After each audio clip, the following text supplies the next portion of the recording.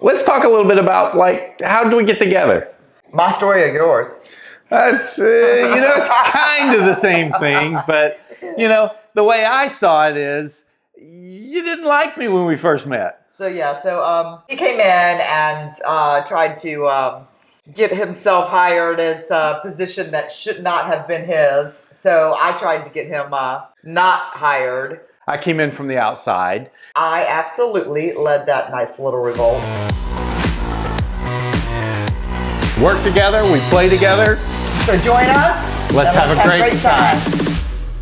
I absolutely led that nice little revolt. Betsy and all her friends wanted somebody that was already there, had been there for years, and they felt like that person had earned the job and worked their way up, and instead they hired somebody from the outside, me, for the position.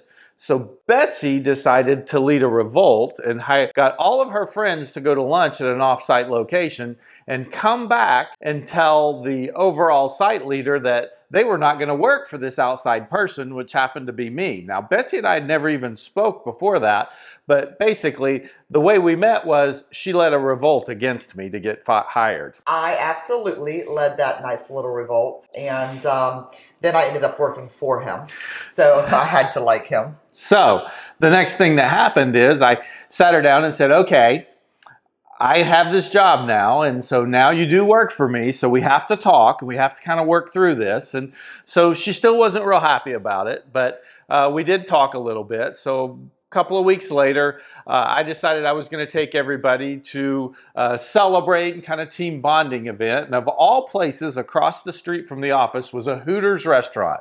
Now, I know that's not the classiest place maybe in the world, but Hooters had all-you-could-eat wings coming up the next night, so I said, we're going to take everybody to all-you-could-eat wings across the street. I got held up at work and had to stay, so I just called over, sent my credit card over there, and they all went over, probably still trying to figure out how to get me fired, for all I know, but they were on my credit card, so they were all over there. By the time I got over there, there were 2 guys and Betsy left. The 2 guys were telling me, hey, our wives are calling, we've got to leave and get home. It's like 8 o'clock at night. They leave, and that left Betsy and I sitting there. Yes, and you know me, well, no, you don't know me. So I am Alan's the very by the books, calm, conservative one, and I am the not conservative, wild, crazy, gonna get what I want when I want it. And so, we sat there, talked, I had some drinks. He probably didn't have anything to drink, just so we're all clear. I had one. Diet Pepsi.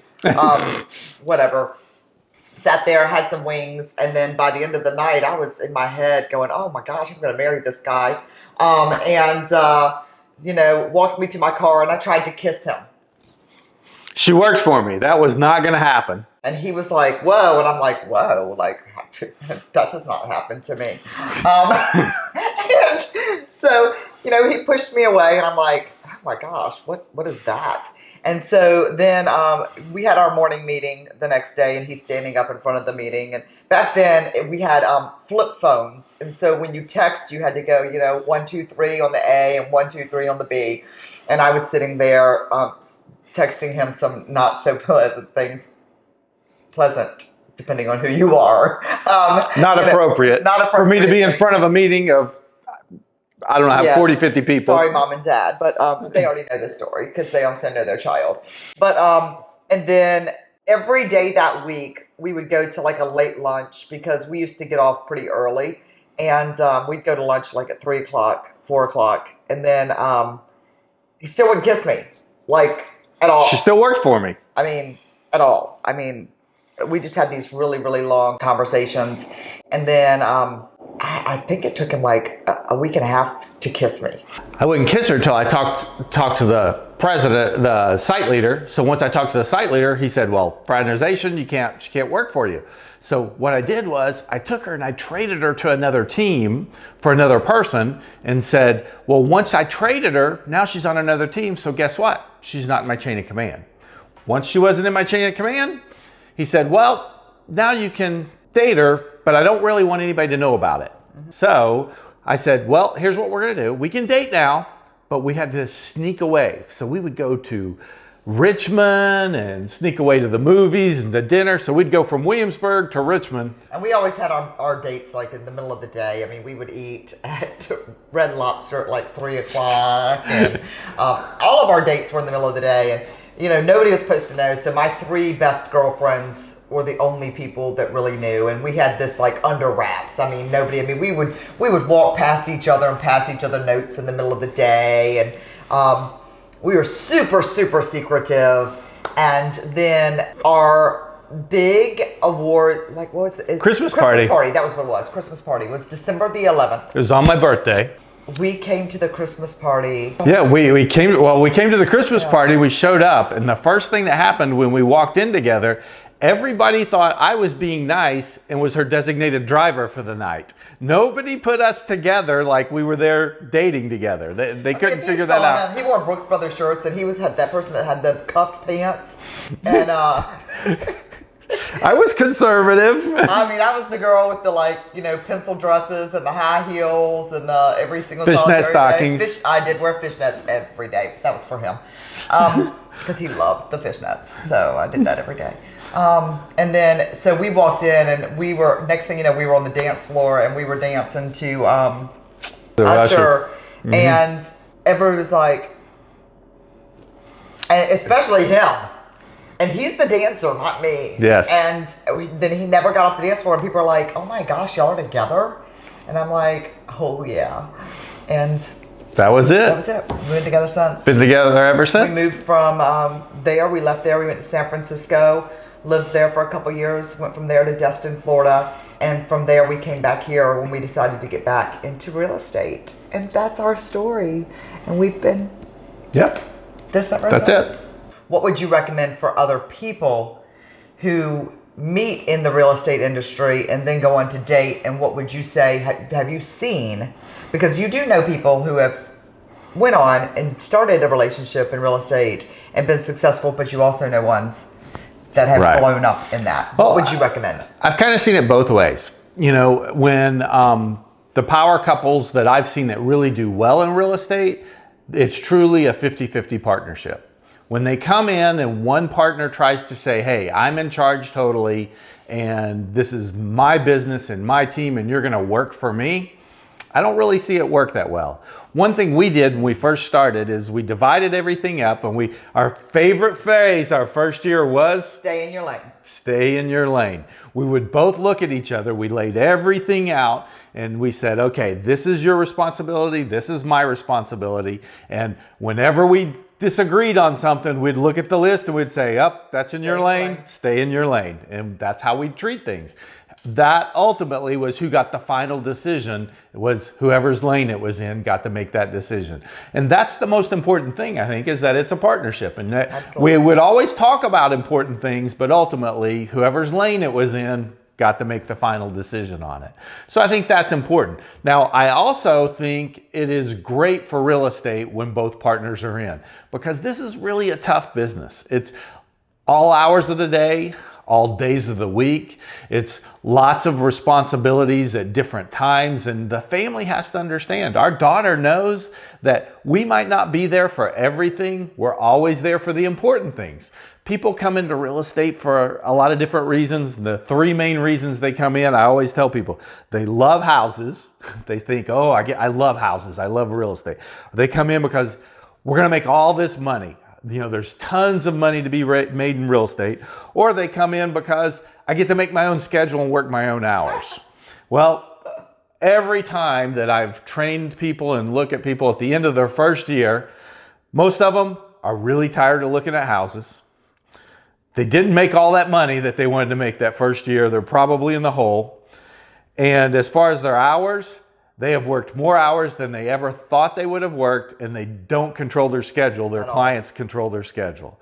So you've got to learn that the reasons they came in, those can happen, but they definitely don't happen in the beginning. And so having that partner that understands it is crucial. And I think we understood it from day one. Right. And you know, I was talking to a friend of mine, Valentina Lee. She came into real estate and she just absolutely crushed it. And her husband was a naval officer. And when he decided that he was going to get out of the Navy and come into real estate, he said, hey, I'm going to do it on my own. You keep your business. I want to prove that I can do it myself. And then this year, her and I were just talking the other day, they decided to combine their business.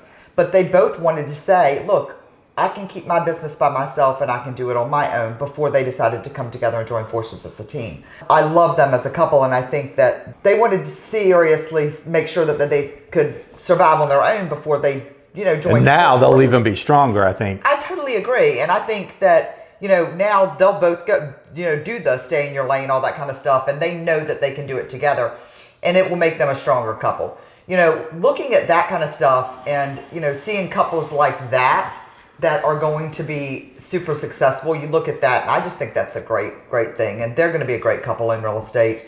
There's several other great couples that we know who are just phenomenal in this business and have really, really, really strong, done very well. But we have seen ones that hasn't been good for them too, and I think the ones that hasn't been it's often where one has been in the business a really long time and the other one comes into it, and maybe the other one was really strong and powerful in another career, and they come in and they're not treated on an equal level. And if you don't do that, I think it can cause problems in the relationship. It's hard for them to see that. We have a lot of masterminds that we do with husband and other wife, couples, and we just have a lot of them that are absolutely fabulous. And then we see some, and we're like, "Oh my gosh, you're a train wreck," because they really, truly, they try and do the same thing. That's the biggest issue. We never ever did the same thing. So coming back here in 2015, I did 100% of the buyers, and then we went on listing appointments together. And back then, he was doing all of operations. Then as we started hiring, we would take ops off of him. And, he was back then doing all of the marketing until we hired a marketing team. And then we took marketing off of him.